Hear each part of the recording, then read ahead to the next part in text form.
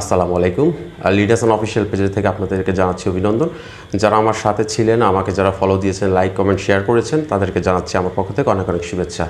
তো বন্ধুরা, আজকে একটা বিষয় আপনাদের সাথে শেয়ার করার জন্য আমি মূলত একটি ভিডিও ক্রিয়েট করেছি। আশা করি সবাই মন দিয়ে দেখবেন।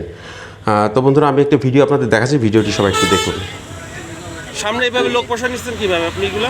আপনারা দেখতে পাচ্ছেন একটি বাসের ভিতরে সামনের দিকে কিছু লোক বসে আছে। এটি আসলে আমার একটি যাত্রা পথের থেকে আমি ভিডিওটি করেছিলাম। আমরা যারা আগে আমরা ভিডিওটি দেখি। হ্যাঁ, আমরা যারা যশোর নপাড়া থেকে 4 ঘন্টায় পদ্মা সেতু হয়ে ভাঙ্গাগেট ব্রিজ পার হয়ে যারা আমরা ঢাকা যাওয়ার জন্য যাই, তারা আমরা সবাই সাধারণত নড়াইল এক্সপ্রেস বাসটি আমরা চুজ করে থাকি। রিসেন্টলি আমি একটি গ্রুপে দেখেছিলাম, এক বড় ভাই পোস্ট করেছিলেন যে নড়াইল এক্সপ্রেসের ভাড়া ঈদ যাওয়ার পরেও 700 টাকা করে ছিল।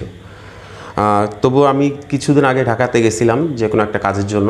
তো তখন আমি আমার ফ্যামিলির আমার ছোটো বোন ছিল, ছোটো বোনকে সাথে নিয়ে যাওয়ার পথে আমি যখনই ভাঙ্গাগেট ব্রিজটা ক্রস করলাম, তারপর থেকে বাসটি যেন কেমন ঢাকার বাস থাকলো না, এটি হয়ে গেল লোকাল বাস। আপনারা ভিডিওটা দেখতে পাচ্ছেন যে ইঞ্জিন থেকে শুরু করে মনে হয় যে কোথাও একটু দাঁড়াবার জায়গা পর্যন্ত ঠিকঠাক নেই। তো একটা ঢাকার বাসে কিভাবে এরকম সার্ভিস হয় এটা আমার জানা নাই।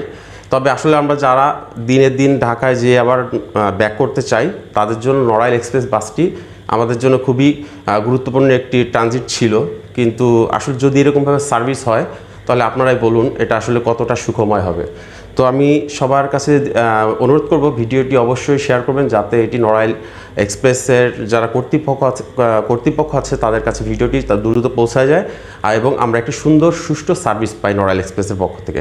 তো সবাই ভালো থাকবেন, বলছি আপনারা ভালো থাকবেন। আসসালামু আলাইকুম।